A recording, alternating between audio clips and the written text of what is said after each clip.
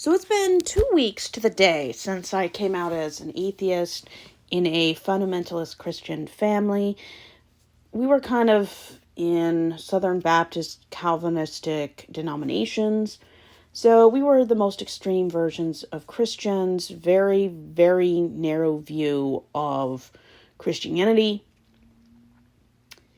And 14 days later, no one in my immediate family that I grew up with has even talked about me coming out.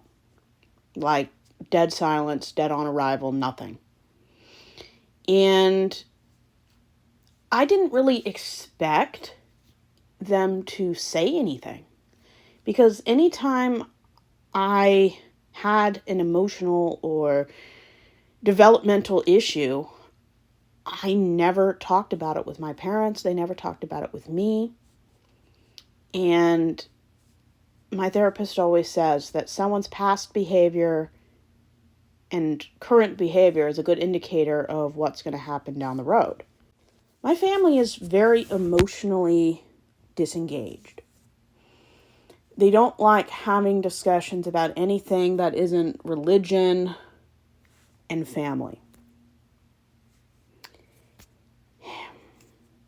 Several people in my family, my sister in fact, says that they think it's just best not to say anything.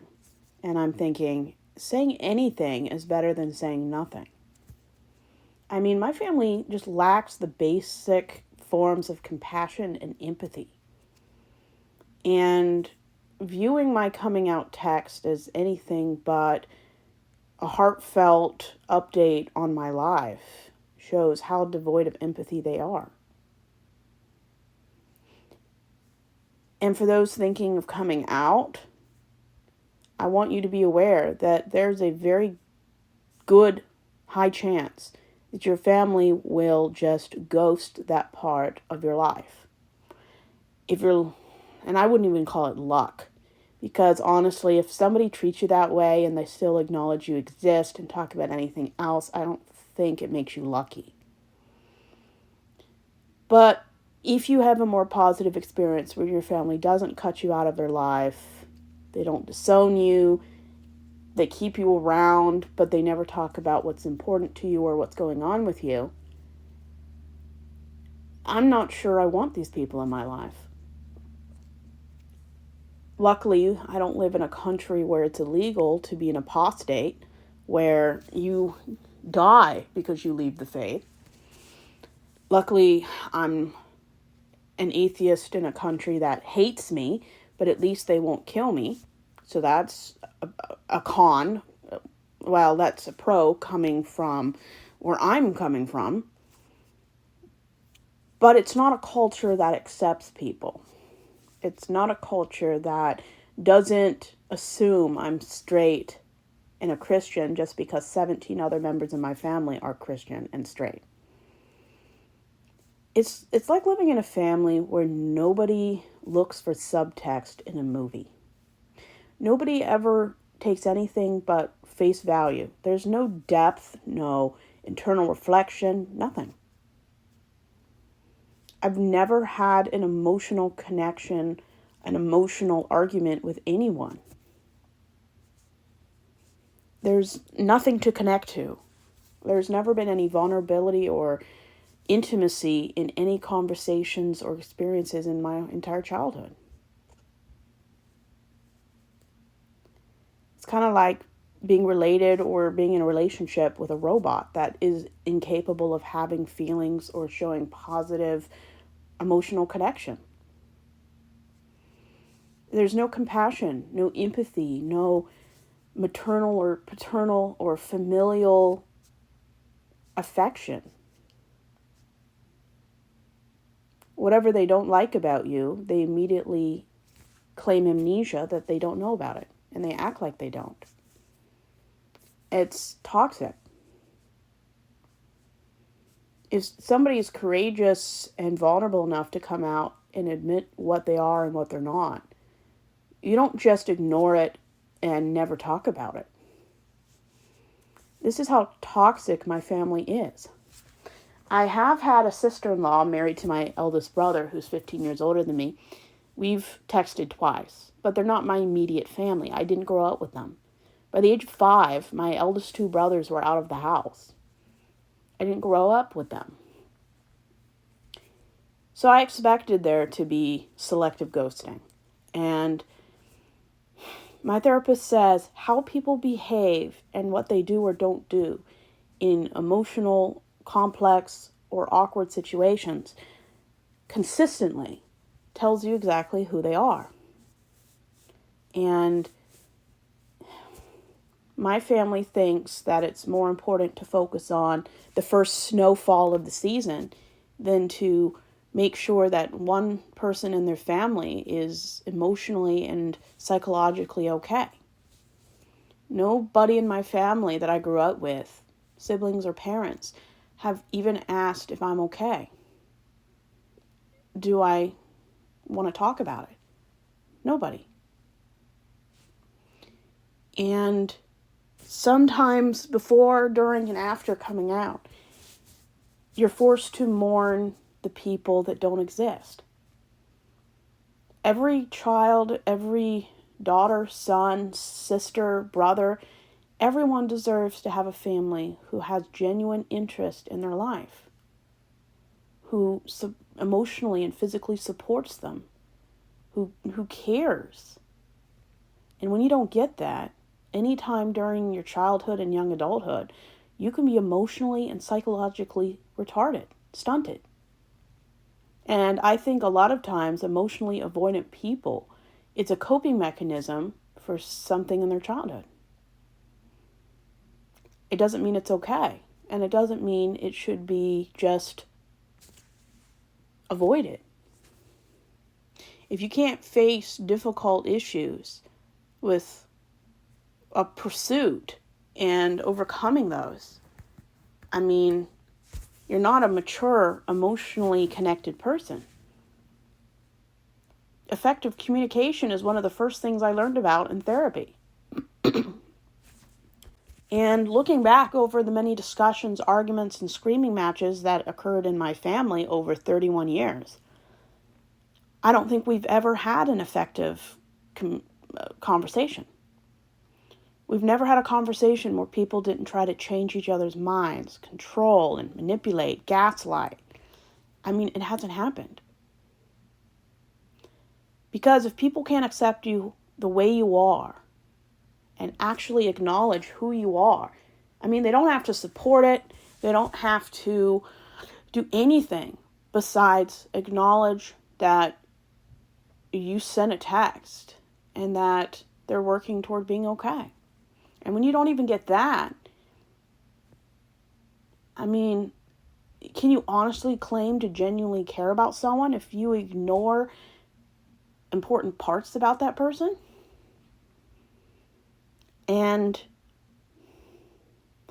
I've learned from therapy to always call out terrible behavior. And the next time I'm around my parents, I'm going to call them out. You can't claim to be a Christian and have no compassion. You can't claim to follow a compassionate God if you ignore the best parts about myself. And even my sister said, there's no law that says they have to react to it. There shouldn't be a law. Because everyone knows that when someone's hurting, in pain, or just needs someone's comfort, I mean, the first thing a mother and father should do when someone comes out or sets the record straight is to ask, are you okay? While giving a hug. And if you can't even do that in any way, either by text, in person, I mean, you are one of the most worthless parents in existence. I'm forced to go to strangers on the internet for compassion, understanding, and advice. I mean, if that doesn't make you a worthless parent, leave a comment and tell me why not. I'm mourning the deaths of all my family. And by that I mean the image every child deserves, but most likely will never get. Because I deserve people who emotionally and physically support me and encourage me. And I have to mourn that those people never existed. I kind of knew they didn't exist. And I have to live with that. But I'm not going to stay silent about it. I will call people out for just being awful. And that's the difference between my family and myself. I have boundaries. And I don't confront people to change their behavior. I confront them to tell them I'm just not going to put up with it. You call yourself a Christian and you ghost someone? You call yourself a believer and never talk about things that are important to me? You call yourself a moral Christian and you never acknowledge that I've announced I'm different? Everyone who comes out, and we shouldn't have to come out, but that's the culture we live in. Everyone who comes out for any reason, their family should support them. They should make sure that that person is okay. They should offer them advice and talk about it. But we don't live in a perfect world. And sometimes you have to find out or have what you feared come to fruition so you know what's real. And for the majority of us who come out, the reality is our parents can say they love us as much as they want. But if you don't support and are there for someone you claim to love, you don't love them. At least not in a healthy green flag kind of way. And in my opinion, if somebody who claims to care about me, who shares the same blood as me, can't comfort me and make sure I'm okay, I hope their love never finds me. Because I don't want it. I'd rather be alone than be around people who lie and tell me they like me the way I am. And you can't have compassion if you care more about snowing outside than you do about making sure that the person you carried and bore is okay. And every week I'm going to make a video so people who wonder if it's worth it to come out. Everyone has a right to have all of the cards, all of the information. And for the lucky few who are surrounded by people who genuinely care about them and their actions match their words, coming out will be a great experience. Some people will come out like myself. We don't face any danger. We're not going to lose out on most things because we're financially and legally independent. We may not lose the relationship with our parents, but when it comes down to what's important to us, we're going to find out that our siblings and our parents just don't care about us. Other people are going to come out and lose everything. And other people are going to have to hide because their parents might actually kill them. Luckily, the majority of people in the world don't fear that, but it's still very much alive. And being gay and atheist is illegal in certain places in the world, especially if you grew up in another religion, because apostasy is a capital crime in a lot of African, Muslim, and Asian countries. So I do deserve better. I deserve a family who puts their money where their mouth is. My whole family are a bunch of cowards. And personally, I think the most egregious behavior I've seen are when people are wrapped up in religion and patriotism. I would rather be physically alone than surrounded by people who claim to love me and absolutely abandon me when that's their job, to support, to care, to comfort. And yeah, my parents selectively ghosted and abandoned me. And the next time they say, I love you, or I like you the way you are, I'm going to say BS. You cannot ghost and abandon somebody you claim to love. It doesn't compute. And I'll tell them to take their kindness, their love, and shove it up their butt. Because if you're not there every moment when things are bad, just like you're there when things are good, there's no genuine affection there. So I'd rather be alone than be with people who ghost and abandon me emotionally. Because no money, no cards, no presents, no hugs is worth that. And having boundaries now, I deserve better, and I'm going to fight for better. And when my family says that strangers only care and show compassion when they want to use you and groom you, I mean, they see anyone who isn't a Christian or a family member who shows compassion, affection, concern as a threat. My family, anytime somebody ever befriended me that wasn't Christian or family, who actually acted in a way that was much nicer than they ever could recreate, they called them a groomer. Because they don't want to give me what I deserve. But if anyone outside of the family dares to give me what I deserve, they call them a predator. There's so much narcissism in my family. I mean, it's like you're swimming in it.